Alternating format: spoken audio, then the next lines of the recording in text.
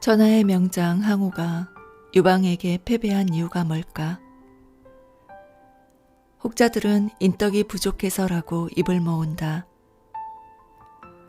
항우가 재주와 힘은 유방보다 뛰어나지만 우호적인 인적 네트워크가 부족해서 천하를 얻지 못했다는 것이다.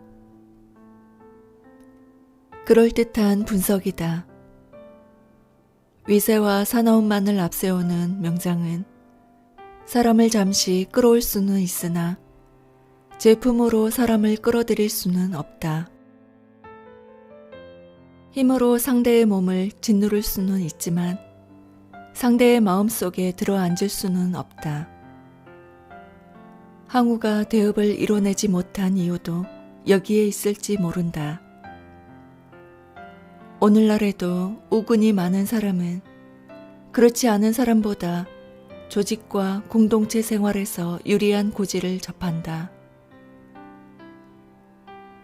주변에 든든한 원군이 있으므로 한치 앞을 내다볼 수 없는 천하대란의 소용돌이에서도 갈등의 한복판에서 겉돌거나 헤매는 법이 없다. 삼국지연의에서 천하의 덕장으로 묘사된 유비 역시 그러한 유형으로 볼 수 있다. 덕장이 있는 곳에 사람이 몰리는 법이다. 유비는 자신의 덕을 깃발 삼아 훌륭한 인재를 불러들였고 그들의 의견에 귀를 기울였다. 제갈량을 초빙하는 과정에서는 3번이나 찾아가 고개를 굽히며 도움을 청했다. 겸손과 굽힘과 협업을 통해 난제를 해결한 유비의 새는 눈덩이처럼 불어났다.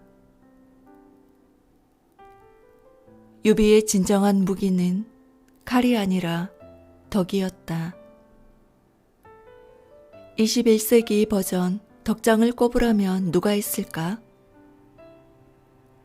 상당수가 버락 오바마 미국 전 대통령을 꼽는데 주저하지 않을 것이다. 정치 전문가들은 오바마 특유의 포용력과 친화력을 그가 지닌 가장 큰 장점으로 꼽는다. 오바마 리더십의 요체가 무엇인지, 그리고 그 리더십이 어떻게 국민적 지지를 얻었는지 이해할 수 있는 일화가 있다. 오바마가 이민개혁법 통과를 촉구하는 연설을 하던 때였다. 단상 뒤편에 이민자 400여 명이 연설을 듣기 위해 기립해 있었다. 오바마 대통령이 막 연설을 시작하려는데 동양인 청년 한 명이 뛰쳐나와 날카로운 구호를 내던졌다.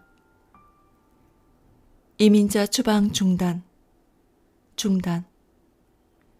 청년의 목소리는 다급했지만 가볍지는 않았다. 오랫동안 마음에서 품어낸 말을 겨우 부화시켜 밖으로 꺼내놓은 듯했다. 청년의 예리한 구호가 대통령 연설의 한가운데를 갈라놓았다. 급기야 건장한 경호원이 청년을 끌어내기 위해 다가왔다. 경호원이 손을 좌우로 내저으며 청년의 입을 틀어막으려고 했다. 그러나 청년은 말을 삼키지 않았다. 목구멍에서 들끓는 문장을 밖으로 끄집어냈다.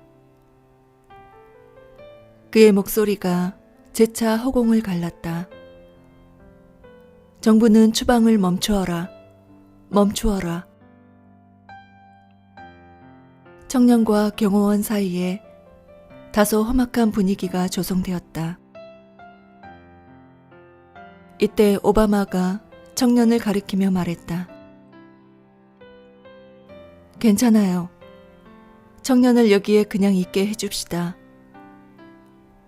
나는 저 청년이 자신의 가족을 생각하는 마음을 존중합니다. 오바마가 말을 이어갔다. 다만 이민 정책처럼 복잡한 사안을 해결하기 위해서는 설득과 설명, 그리고 서로의 이해가 필요합니다. 민주주의를 위해서는 급할수록 돌아가야 한다고 생각해요. 때로는 멀리 돌아가는 길이 바른 길입니다. 당신의 생각이 궁금해요. 얘기하고자 하는 바가 뭔가요? 말해보세요. 오바마의 품격 있는 대처는 언론에서 화제가 되었다. 한 신문은 상대의 의견에 동의하지 않더라도 상대의 발언권을 존중하는 태도야말로 오바마가 지닌 리더십의 원천이다라고 보도했다. 오바마의 연설 장면이 눈앞에 아른거릴 무렵이었다. 나는 밤늦게 홍대 근처 정류장에서 버스를 기다리며 대중연설에서 오바마가 들려주는 바리톤 음성과 단번에 청중의 감성을 뒤흔드는 그의 인품을 떠올리고 있었다. 바로 옆에서 어느 부녀가 주고받는 대화가 내 귀로 날아들었다. 초등학교에 갓 입학했을 법한 꼬마가 송아지처럼 눈을 껌뻑껌뻑하며 아빠에게 물었다. 아빠, 학교에서 배운 단어가 있는데 뜻을 잘 모르겠어. 존중이 뭐야? 그리고 진심이라는 낱말의 의미가 뭐야? 40대 후반쯤 돼 보이는 남자는 곧장 답하지 않고 약간 뜸을 들였다. 머릿속에서 사전적 의미 너머에 있는 단어의 본질을 끄집어내 밀가루 반죽처럼 주물러서 그것을 딸 앞에 펼쳐주기 위해 고민하는 듯했다. 남자는 슬며시 고개를 들어 밤하늘을 올려다보았다. 별은 한 개도 보이지 않았지만 아버지의 설명을 듣기 위해 귀와 마음을 활짝 연 아이의 눈동자가 어둠 속에서 별처럼 반짝였다. 아이의 눈을 맞춘 남자가 입을 열었다. 그러니까 존중은 상대방을 향해 귀를 열어놓는 거야. 그리고 진심은 말이지? 핑계를 대지 않는 거란다. 핑계를. 옛말에 이청득심이라 했다. 귀를 기울이면 사람의 마음을 얻을 수 있다는 뜻이다. 일리가 있다. 독일의 철학자 게오르크 헤겔은 마음의 문을 여는 손잡이는 바깥쪽이 아닌 안쪽에 있다고 말하지 않았던가? 상대가 스스로 손잡이를 돌려 마음의 문을 열고 나올 수 있도록 상대를 배려하고 존중해야 한다. 그런 뒤에야 마음을 얻는 것도 가능하다. 이는 얼핏 교과서적인 얘기 같지만 꼭 그렇지만도 않다. 인생을 살아가다 보면 다양한 인간관계에서 비롯된 수많은 문제와 마주하게 된다. 이를 해결하기 위해서는 상대에게 적절한 말과 행동을 건네야 하는데 이때 본질적인 해결책은 다름 아닌 상대방의 말 속에 들어있는 경우가 많다. 대개 어떤 문제와 그에 상응하는 답은 보이지 않는 투명한 끈으로 느슨하게 이어져 있다. 그 끈을 차근차근 더듬고 끌어당김으로써 문제와 정답 사이의 간극을 좁혀 나갈 때 나름의 해결책을 찾아낼 수 있다. 그러므로 잘 말하기 위해서는 우선 잘 들어야만 한다. 상대의 주장에 동의하지 않더라도 그의 말할 권리를 존중하고 귀를 기울여야 상대의 마음을 열어젖히는 열쇠를 손에 거머쥘 수 있다. 이는 의사소통 과정뿐만 아니라 인생이라는 광활한 무대에서도 적잖이 도움이 되는 자세이기도 하다. 삶의 지혜는 종종 듣는 데서 비롯되고 삶의 후회는 대개 말하는 데에서 비롯된다. 나는 병사들과 자주 어울려 술을 마셨다. 난중일기에 나오는 문장이다. 이를 쓴 사람이 누구인가? 한 생애를 온전히 전쟁에 바쳐 자신을 불살른 이순신 장군이다. 자연스레 궁금증이 피어오른다. 구국의 영웅이 일반 병사들과 대작한 이유가 무엇일까? 이 질문에 대한 답을 얻기 위해서는 조선시대의 상류층에서 유행하던 문화적 경향을 들여다봐야 한다. 당시 지식인의 일상은 서재에서 시작해 서재에서 마무리되었다 해도 과언이 아니었다. 홍대용, 박지원, 정약용 등은 서재 이름에 삶의 철학과 가치관을 담았으며 그중 몇몇은 서재 명을 자신의 호로 삼기도 했다. 당대 지식인에게 서재는 또 하나의 세계였다. 충무공의 서재가 있었다. 이순신 장군은 한산도에 머무는 동안 운주당이라는 개인 집무실 겸 독서 공간을 이용했다. 본래 운주는 상가지를 움직인다는 뜻인데 당시 군인들 사이에서는 전장에 나가기 전에 전략을 마련한다는 의미도 있었다. 그곳에서 이순신 장군은 어떤 일을 도모했을까? 난중일기에 자주 등장하는 한자어를 보면 그 실마리를 찾을 수 있다. 난중일기에는 유독, 화, 의, 론 등의 한자가 자주 등장한다. 즉 이순신 장군은 참모진들과 자주 대화하고 의논하였으며 토론도 즐겨 했다는 것을 미루어 짐작할 수 있다. 운주당과 관련해 흥미로운 점이 있다. 매일 밤 건물의 불이 꺼지지 않았다는 사실이다. 요즘으로 치면 24시간 운영하는 복합 문화 공간인 셈인데 출입이 자유로웠으므로 중간급 간부는 물론이고 계급이 낮은 졸병들도 자주 드나들었다. 의문은 계속된다. 이순신 장군은 왜 운주당의 출입 문턱을 낮추었을까? 1591년 이순신은 전라좌수사로 임명돼 여수에 도착하자마자 전쟁 대비에 착수했다. 일본의 침략 야욕을 본능적으로 간파한 것이다. 그런데 문제가 있었다. 눈에 보이는 적군은 칼을 휘둘러 상대할 수 있었으나 해안의 물길과 지형처럼 눈에 보이면서도 동시에 보이지 않는 정보는 완벽하게 숙지하지 못했던 것이다. 이후 이순신 장군은 해당 지역에서 태어난 병사는 물론 종종 민간인까지 운주당으로 불러들였다. 술과 음식을 대접했다. 그리고 그들이 건네는 이야기에 귀를 기울였다. 현장에서는 어쩌면 다음과 같은 대화가 오갔을지도 모른다. 상상력을 발휘해 봤으면 한다.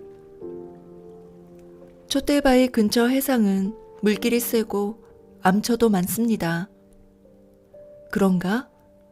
잘못 들어서면 큰일 나겠군. 그렇습니다. 뱃사람 여럿 집어삼켰습니다. 운주당을 그득하게 채운 병사와 주민의 이야기들이 이순신 장군의 귀로 스며들어 왔다. 이순신 장군은 그 말들을 하나하나 기억했다가 다음 날 일찍 배를 타고 바다로 향했다. 이순신 장군은 아련한 바다 위로 가라앉는 무색의 햇살을 바라보며 물결의 무늬를 헤아렸고 파도의 울음소리를 들으며 바다의 깊이와 암초의 위치를 해도에 기록했다. 손무는 손자병법 허실편에서 전쟁을 승리로 이끄는 두 가지 요인을 언급했다. 승지형과 제승지형이다. 승지형은 겉으로 드러나는 형세다. 무기 체계와 부대의 규모 같은 것을 일컫는다. 제승지형은 눈에 보이지 않는 기운이다. 지휘관의 전술과 부대의 사기, 군사 정보, 준비 태세 등이 여기에 속하는데 경우에 따라 승지형보다 전쟁의 승패에 더 큰 영향을 미친다. 이순신 장군은 제승지형에 능한 인물이었다고 볼 수 있다. 운주당에서 부하들에게 일방적으로 명령을 하달하기보다 자신의 입이 아닌 귀를 내어주면서 다양한 정보를 수용했으며 머리를 맞대고 토론하면서 차분히 전쟁에 대비했으니 말이다. 경청을 통해 가다듬은 제승지형의 위력은 전장에서 극명하게 드러난다. 이순신 장군은 해안의 물길과 지형을 완벽히 꿰뚫고 있었다. 덕분에 하객진 같은 전략을 창조적으로 펼쳐 적을 분쇄할 수 있었다. 수많은 전투에서 수적 열세를 극복하고 외선을 물리쳐 세계 해전사에 길이 남는 것도 어쩌면 경청의 결과물이 아닐까 싶다.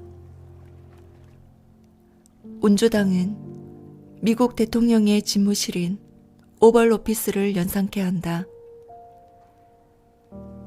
미국의 경우 대통령과 참모들은 수시로 오벌 오피스에 모여 국가적 사안을 논의한다.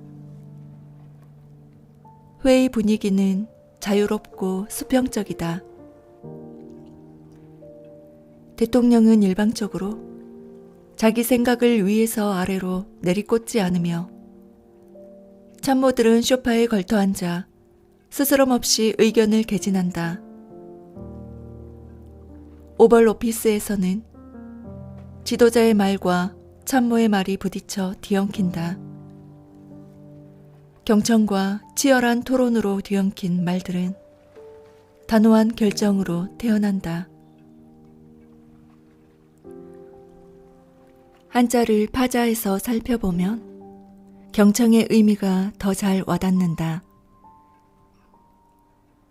경은 사람을 향해 머리가 기울어지는 것을 나타내는 한자로 상대방 앞으로 다가가 귀와 관심을 기울인다는 뜻이다. 청을 풀이하면 더 심오한 메시지를 얻을 수 있다. 귀이, 임금왕, 열십, 눈목, 마음심으로 이루어진 형태다. 임금처럼 진득하게 귀를 기울이면서 눈을 크게 뜨고 사람을 바라보면 상대의 마음마저 얻을 수 있다는 의미로 풀이된다. 경청은 듣는 일 가운데 가장 품격 있고 고차원적인 행위다. 우리가 타인의 음성을 듣는 행위는 큰 틀에서 보면 수동적 듣기와 능동적 듣기로 나뉜다. 경청은 대화 도중 상대방의 말을 가만히 청취하는 수동적 듣기가 아니라 상대의 말에 귀 기울인 다음 적절하게 반응하는 적극적 듣기에 해당한다. 경청은 말을 해석하는 데 그치지 않고 말과 말 사이에 배어있는 감정은 물론 상대의 목구멍까지 차오른 절박한 말까지 헤아리는 일이다. 맥락적 듣기라고 해도 무방할 것이다. 오늘날 우리 사회는 남의 말을 들어주는데 인색한 게 사실이다. 경청은 안중에도 없다. 말의 총량이 듣는 총량보다 적으면 다들 불안해한다.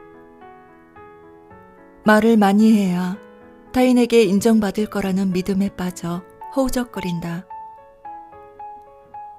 말을 적게 하면 공연히 손해보는 것 같은 박탈감에 시달린다. 일부 뇌공학 전문가들은 경청이 어려운 이유를 인간의 고등한 뇌 메커니즘에서 찾기도 한다. 언어권마다 다소 차이가 있지만 사람은 1분 동안 대략 200단어까지 말할 수 있다. 반면 우리 뇌는 그보다 4배나 많은 800단어 정도를 받아들인다. 뇌 능력의 4분의 1만 사용해도 상대의 말을 충분히 해석할 수 있으므로 굳이 타인의 말을 경청할 필요 자체를 못 느낀다는 얘기다. 우린 늘 상대를 안다고 여기고 상대의 말에 귀를 기울인다고 생각한다. 그러나 인간은 그렇게 단순하지도 미미하지도 않다. 허준이 동의보감에서 이야기했듯이 인간은 우주에서 가장 지체가 높고 귀한 존재이다.